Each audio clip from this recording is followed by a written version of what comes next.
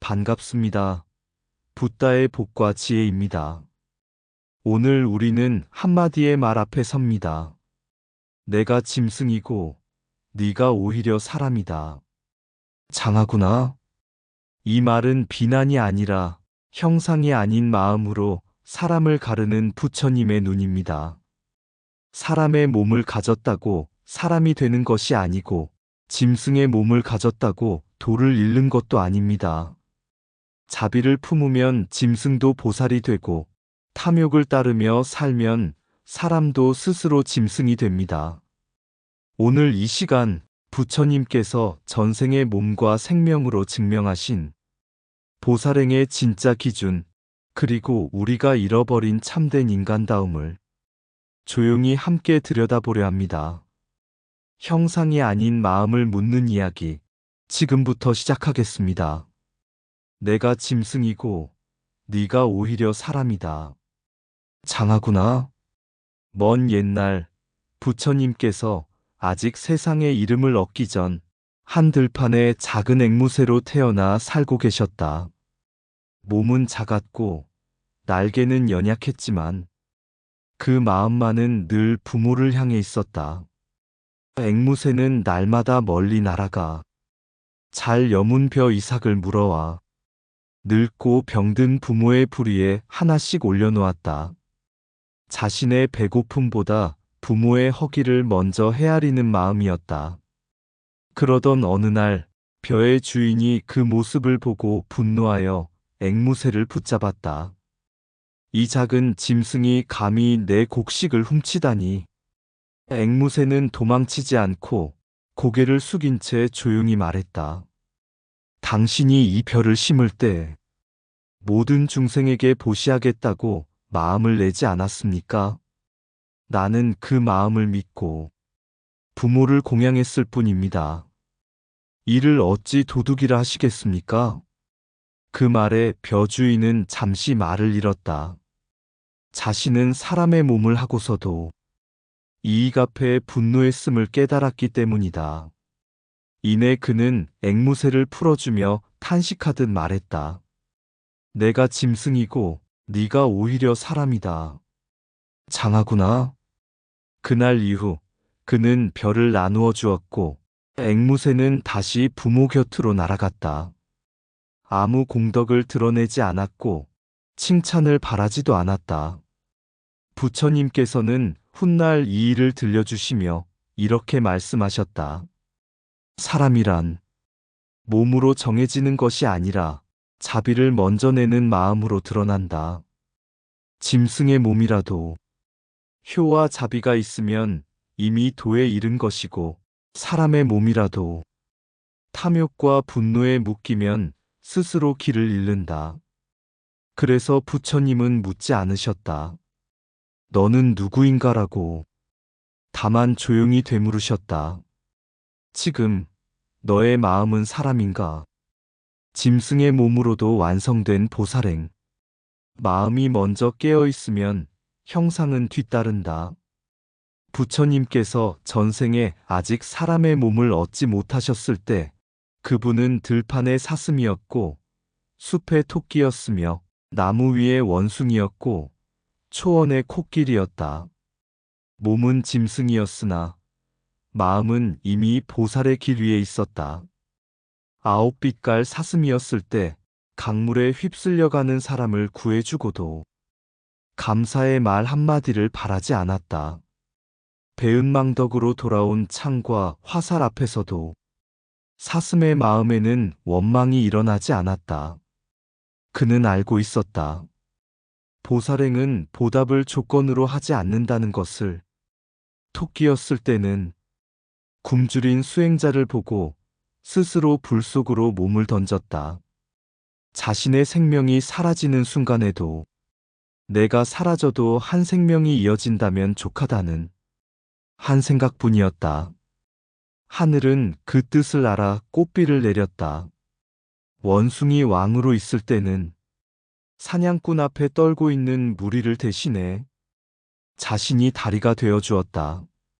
한 마리씩 등을 밟고 건너게 하며 마지막에 남은 것은 자신의 부서진 몸뿐이었다. 그러나 그 마음에는 나라는 계산이 없었다. 코끼리였을 때는 눈먼 부모를 위하여 사냥꾼의 화살을 맞고도 숲을 떠나지 않았다. 어금니를 뽑아주면서도 자비는 줄어들지 않았고 원망은 생기지 않았다. 몸은 상처 입었으나 마음은 더욱 넓어졌다. 그리고 작은 앵무새로 있을 때는 벼 이삭을 물어 부모를 봉양했다. 사람의 법을 알지 못했으나 도리의 근본은 이미 알고 있었다. 그때 사람은 말했고 짐승은 가르쳤다. 내가 짐승이고 네가 오히려 사람이다. 부처님께서는 이 모든 이야기를 들려주시며 한 가지를 분명히 하셨다. 보살행은 사람의 몸을 얻은 뒤에 시작되는 것이 아니라 자기보다 남을 먼저 놓는 마음에서 이미 완성된다. 형상은 높고 낮음이 있으나 마음에는 차별이 없다. 짐승의 몸이라도 자비를 품으면 이미 보살이고 사람의 몸이라도 탐욕에 머물면 아직 길 위에 서지 못했다.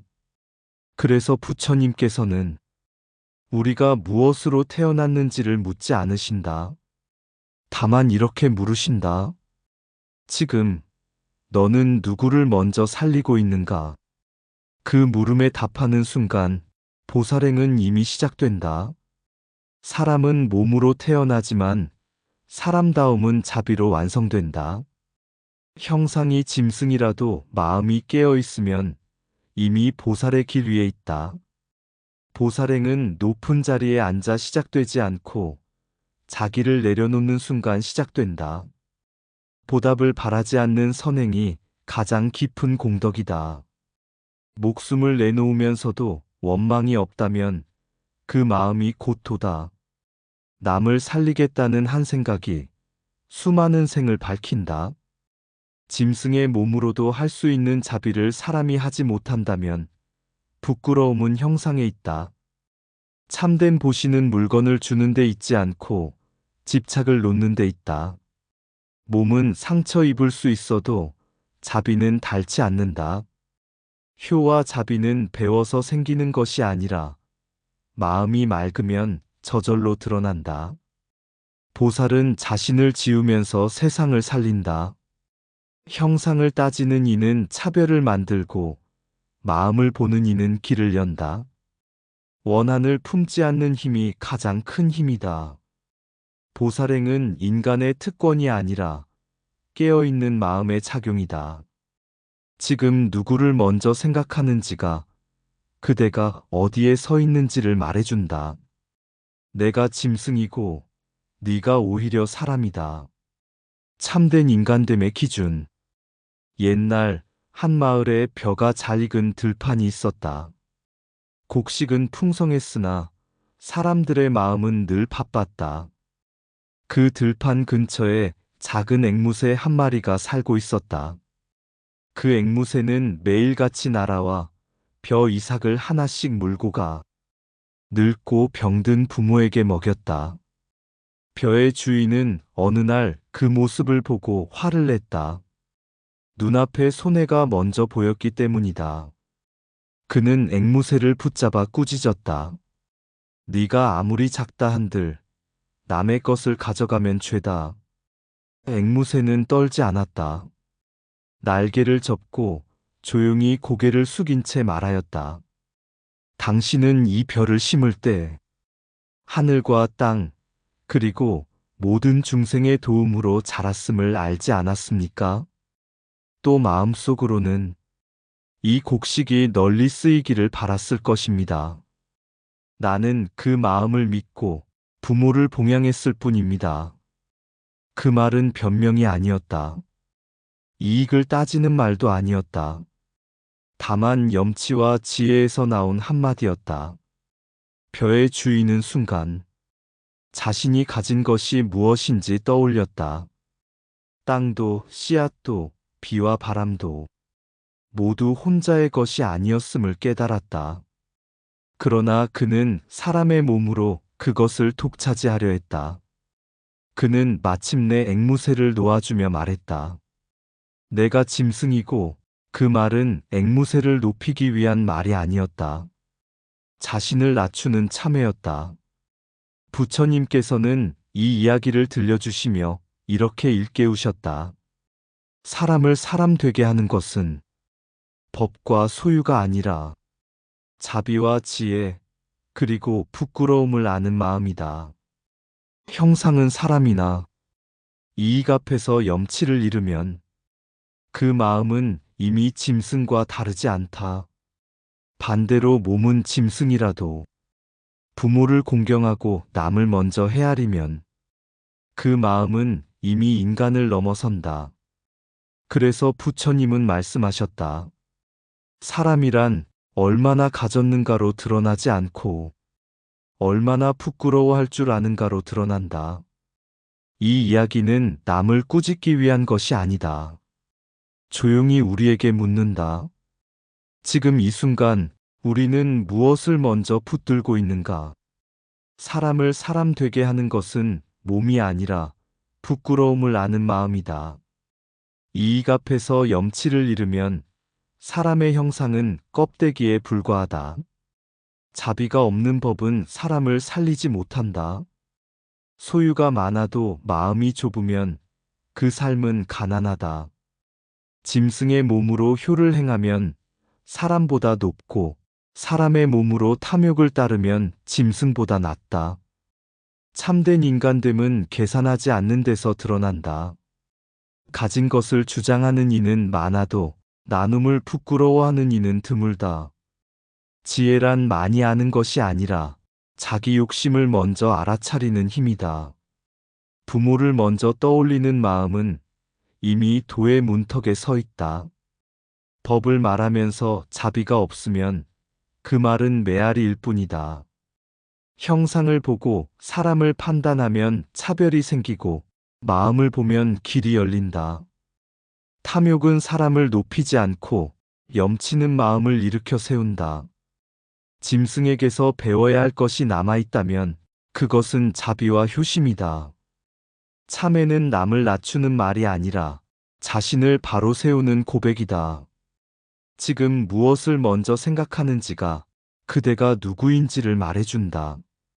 법복은 입었으나 법은 잃은 모습. 말법의 그림자에 대한 부처님의 경고. 부처님께서 제자들을 모아놓고 조용히 말씀하셨다. 그 음성에는 분노도 애달픔도 없었으나 그 뜻은 깊고 무거웠다. 미래의 어떤 이들은 내 이름을 입고 다닐 것이다. 그러나 내 마음은 따르지 않을 것이다. 그들은 법복을 걸치고 경전을 암송하되 고행을 웃음거리로 만들고 보살행을 지나친 일이라 비웃을 것이다. 몸을 내놓아 중생을 살린 이야기를 들으면 고개를 젓고 말할 것이다. 그것은 부처님의 말씀이 아니다. 우리 스승도 그렇게 행하지 않았다. 부처님께서는 그 말을 가장 아파하셨다. 그들이 부정한 것은 고행이 아니라 자기를 내려놓는 길이었기 때문이다.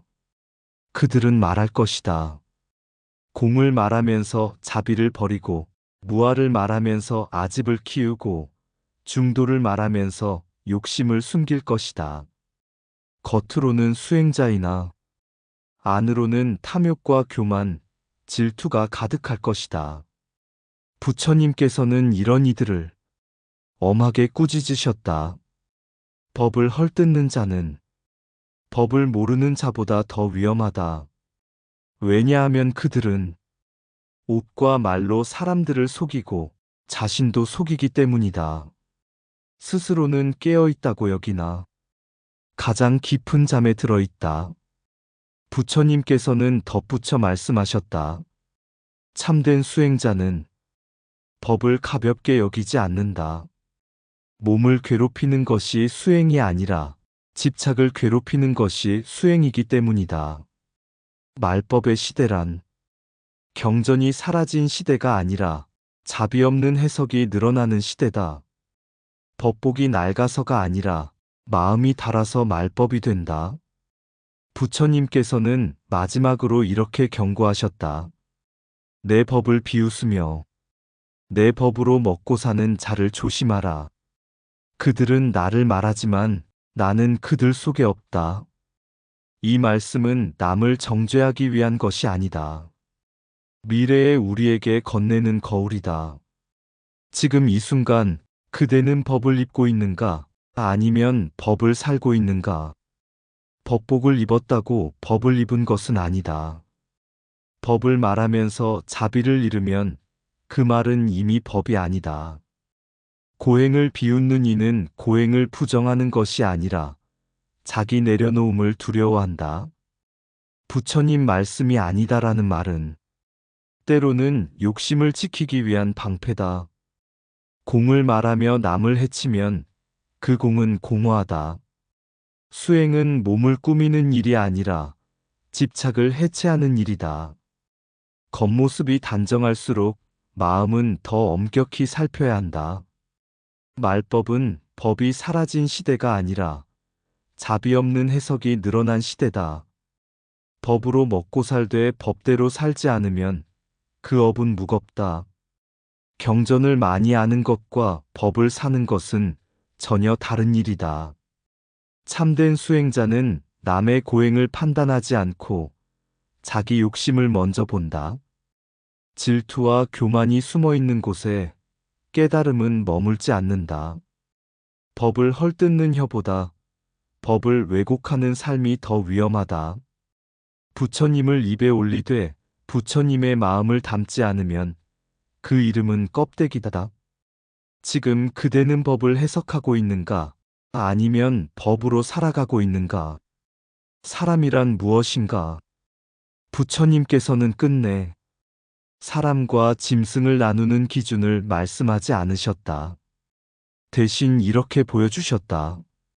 사슴의 몸으로도 원망하지 않는 마음, 토끼의 몸으로도 생명을 내놓는 자비, 원숭이의 몸으로도 무리를 살리는 책임, 코끼리의 몸으로도 부모를 먼저 생각하는 효, 앵무새의 몸으로도 염치를 아는 지혜.